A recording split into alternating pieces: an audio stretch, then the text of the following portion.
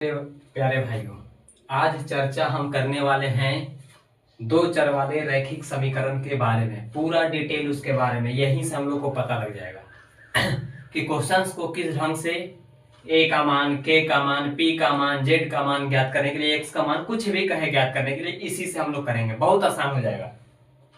कहता है कि प्रतिच्छेदी, प्रतिच्छेदी का मतलब संगत। संगत का असर किसको पड़ता है? जब एक दोस्त दूसरे दोस्त के साथ साथ होता है तब संगत का असर पड़ता है। तो कहता है कि प्रतिच्छेदी का मतलब होता है संगत भी। क्या होता है? जिसको बोलते हैं अद्वितीय हल या केवल एक हल। सिर्फ इसमें केवल एक हल। क्या रीजन होने का क्या है कि जब दो दोस्त हैं, दो दोस्त एक दूसरे को ओवरलैप कर जाए यानी काट दे। ओवरलैप का मतलब एक दूसरे के साथ रहे हमेशा, तो ओवरलैप ये इसका काम आएगा, कभी कभी ये इसका काम आएगा। माने केवल एक काम करेगा, दोनों मिलके एक ही काम ना करेगा। दो दोस्त जब आपस में रहेंगे तो उसको बोलते हैं ओवरलैप। तो प्रतिच्छेदी का मतलब क्या होता है? काटना। प्रतिच्छेदी का मतलब काट देना ऐसे, यानी एक दूसरे को जब काटेगा तो कितना जगह कट रहा है? तो एक जगह कट रहा है, तो इसलिए अद्वितीय हल या केवल एक हल कहा जाता है इसको।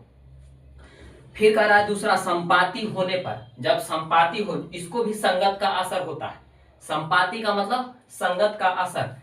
तो इसमें एक दोस्त नहीं है, बहुत सारे दोस्त हैं। देखो लिखा हुआ अनंत हल या बहुत सारे हल, तो इसमें बहुत सारे दोस्त इसके साथ मिले हुए, यानी एक जो रेखा है इसी के ऊपर से अगला रेखा गुजरेगा, ओवरलैप करता रहेगा। सभी रेखा एक दूसरे से पता ही नहीं लगेगा, इसलिए इसको बोला जाता है अनंत हल।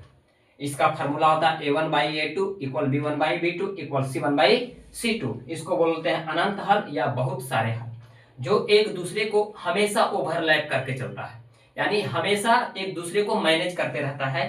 तो इसमें बहुत सारे हल निकलते हैं। ये लाइन पे लाइन गुजरता है, लाइन पे लाइन गुजरता है, इसी को बोलते हैं अनंत हल।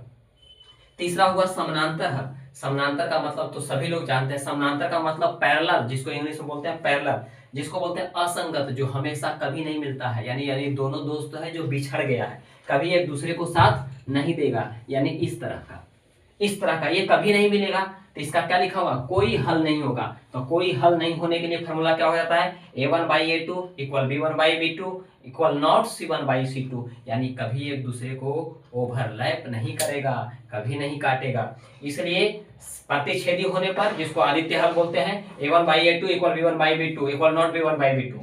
संपाती, जिसको बोलते हैं अनंत हल या बहुत सारे हल, a1/a2 equal not b1/b2 equal c1/c2, जिसको एक दूसरे को हमेशा काटते रहता है। समानांतर, जो एक दूसरे से कभी नहीं मिलेगा। समानांतर जिसको बोलते हैं कोई हल नहीं होगा, असंगत है। समानांतर का मतलब असंगत, कभी नहीं मिलेगा। a1/a2 equal b1/b2 equal not c1/c2। यह हमारे समझाने का तरीका कैसा लगा आप लोग कमेंट करके जरूर राय दें।